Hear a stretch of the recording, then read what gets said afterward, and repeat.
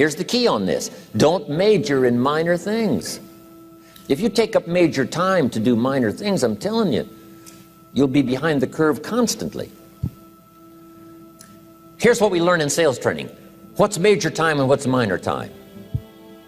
Here's minor time, thinking about prospects. Here's minor time, making lists of prospects.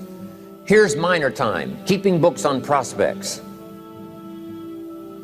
Here's minor time, going to see the prospect. Here's minor time, evaluating the prospect after you've been there.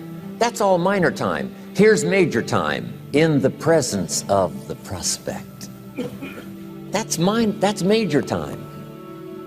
And if you took a look, if you're in sales and you took a look at a week, you'd say, my gosh, I'm spending 90% of my time on the minor stuff and so little time on the major stuff in the presence of. How many hours in the presence of in my day? How many hours in the presence of during my sales week? Because the time that really counts is in the presence of the prospect. Majors and minors. Here's another key time management essential. Don't mistake movement for achievement.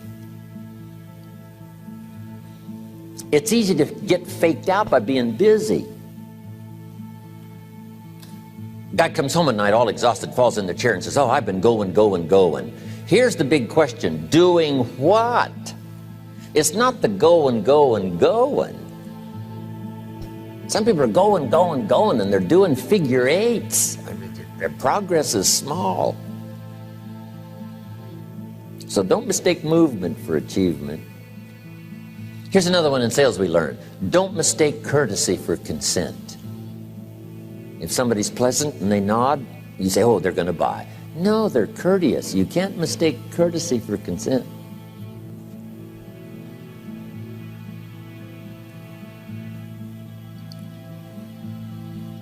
Now here's a big one, concentration. I had to learn this. All those years ago, I'm in the shower trying to compose a letter. Found it turns out to be a strange letter. So here's what I learned to do. Save the work till you get to the office. Save the work till you get to the work. Don't try to get to the office on the way to work. On the way to work, enjoy the way. In the shower, enjoy the shower. Then go to work when you get to work. I found this to be helpful. Concentration. Here's another big one. Learn to say no.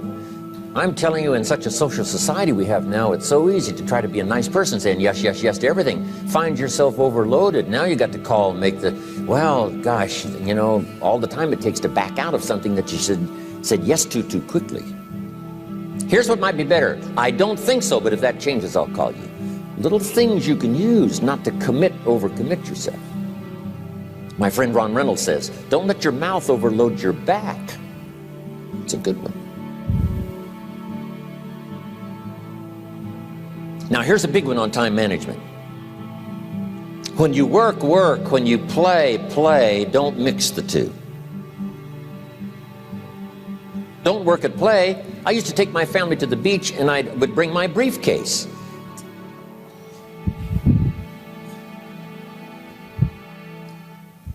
I learned not to do that. Or at the beach, I'm saying I should be at the office. Now my family's upset because I'm at the beach and I'm thinking office. Now when I'm at the office, I'm thinking what? I got to get my family to the beach. So things are not going too well at the office because I'm thinking beach, and things are not going too well at the beach because I'm thinking office. Here's what I learned to do. At the beach, be at the beach. At the office, be at the office. When you work. When you play. Don't mix the two. Don't work at play. Now here's one of the most important ones. Don't play at work. Work is too serious. You don't want the reputation of being the office joker. It's not a good one. Yes, there's time for some pleasant stories. Yes, there's time for a little humor. Yes, best if it's a happy office, of course. But I'm telling you, you got to be serious about work because you're parting with a piece of your life for the work you do. Your work costs you a piece of your life. Here's what it's called. Serious business. Not grim, not unhappy, but serious. Key. Don't play at work. The The old expression, I don't think we use it anymore, horse around at the office. Play around, play jokes, play tricks. No place, not at the workplace. At the beach, yes. At the bar, yes. Somewhere else, not work. You got to treat work with all due conservative passion, because it's leading you to your future. Here's another key phrase: all work is good. You may not like your job, but if it's the stepping stones to get you to where you want to go, you got to appreciate your job. You don't have to have a passion for your job. Here's the ultimate passion: a passion for incredible success in every department of my life. That's the passion. But don't look down on some menial job you have to do to finally get you to where you want to go. No job is menial. No job is not, no, every job is noble. Training life for pay, making a contribution to society. Next, analyze how you are. And if you have some weaknesses, if you can't, doesn't seem like you can change, here's the key: get it covered. I used to keep promising myself I'd keep the books, keep the books, keep the books. Finally, I gave that up. And back then, it only took me an extra 50, 60 bucks a month for some accountant to keep the books. I said, no, I'm going to save the 50 bucks. You can't believe what I started losing in productivity because I tried to save the 50 bucks. So the key is, a lot of the time you can stay like you are, but just make sure you get it covered. Okay. Next, beware of the telephone and all other systems of communication, especially the telephone at home and systems of communication at home. And here's one of the best lines I've got for you for the weekend: let all communication systems serve you, but don't let them intrude. When it comes time to have dinner with your family, you shut off all systems, unless the ones that can take messages silently. Don't let the phone ring. Don't let anybody intrude, come through the front door, nor the back door, nor through the telephone or any other device. So you can't reach John and his family when he's having dinner. The President of the United States couldn't get through. If you develop that kind of a reputation, father, mother, when we have dinner, when we're visiting and have this time with our family, nothing intrudes.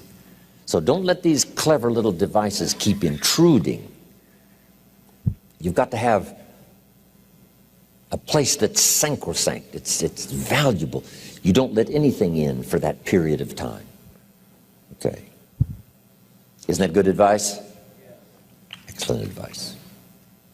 Here's the next one. Read all the books. You know, I've only got a few notes here on time management, but if you've got some particular challenges, you run a big organization, a big corporation, you've got some challenges, there's plenty of books. Now, here's what's next. Just be more alert to the things that might be stealing your time. Here's why. Time is like capital. You can't let someone steal your seed corn. You can't let someone steal your capital. And you can't let someone steal your time. You must designate your time. And some of the time that you designate, you must not let anyone steal. Casual time, you might let someone intrude and steal a little bit and take a little bit, but not serious time. Key. Next, one of the great time management savers is to learn to ask questions up front. Sometimes you talk to somebody for an hour, and then you ask questions and find out if you would have asked those questions up front, you could have saved yourself an hour. Asking questions up front helps you to get to the problem now. But if you just launch into some discourse, you might waste 30 minutes, waste an hour, when here's what you should have been talking about. After you finished an hour, you say, John, what's really the problem? He said, well, it's something personal. See, that's what you should have been talking about this whole hour. Key.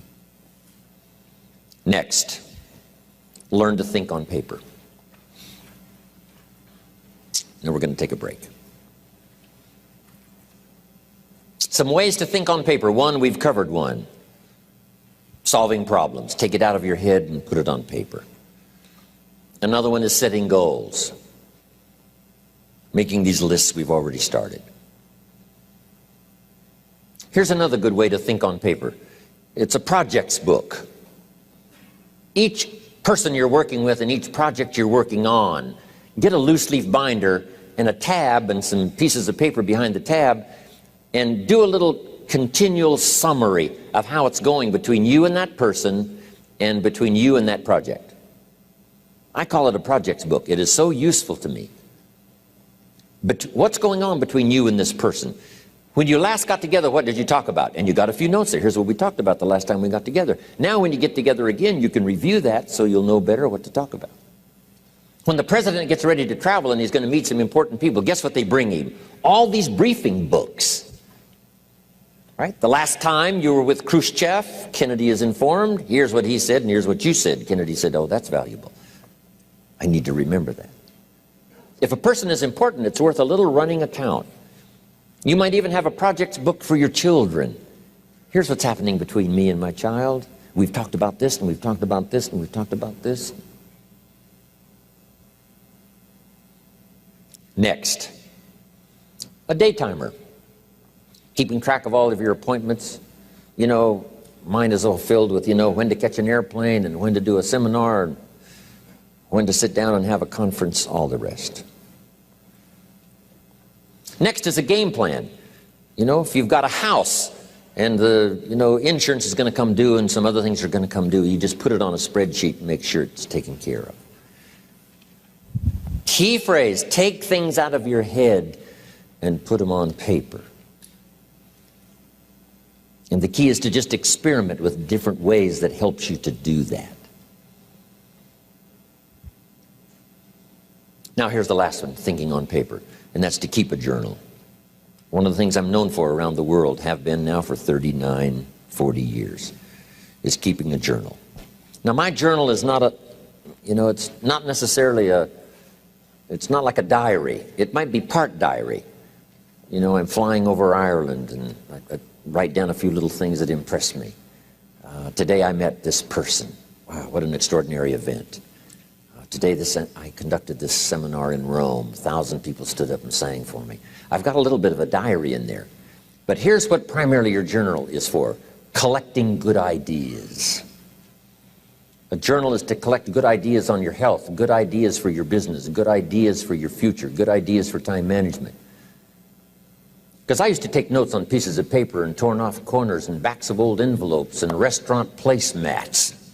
And I threw all this stuff in a drawer. It did not serve me well. I finally learned to get a bound copy, right? And just keep a journal, right? If I was here, I had my journal, I'd be taking notes, right? These 2 days in my journal. Now, if you're caught without your journal, you just take the notes. When you get back home, you put those notes in your journal, throw the paper away. Because we don't usually go through paper to review. But see, my journals now make up a significant part of my own library. My journal's all reserved privately for my children and my grandchildren. Can you imagine what I've collected over the years? It's unbelievable. There are 3 treasures to leave behind. I think you've already got those notes, right? Here they are. Number 1, your pictures. Don't leave the event unrecorded. It takes only a fraction of a second to say, here's who I was with. When I travel the world, right? We take all these pictures, and here's one of the gifts. People send me the pictures they took of me and them. It's part of the treasures I have on the farm. Incredible. A picture's worth 1,000 words to describe the scene, the emotion, what happened. Say, wow, this was an extraordinary day for me when I met these people. Here's what they told me happened to them when they went to my seminar 10 years ago. Wow, the drama comes back if you've taken the pictures. It's one of the treasures to leave behind when you go. Remember the old photographs that we have now of, 100 years ago, 70, 80 years ago, just a few photographs? What would it be like if you had thousands of photographs of the past, of your history, your mother, your father, right? Grandparents? So change all of that now for your children. Leave all your photographs as a record Here's what's next to leave behind, and that's your library. The books that changed your life, the books that changed your health, the books that rescued you from oblivion, the books that you passed on to other people, they were so exciting for you, the books that made you financially independent, the books that developed your leadership, the books that gave you wisdom to ponder when things were tough, the books that got you through the winter, the books that helped you to plant in the spring and harvest in the fall. What a treasure to leave behind. If you do that, here's what's for sure. Your books will be more valuable than your furniture.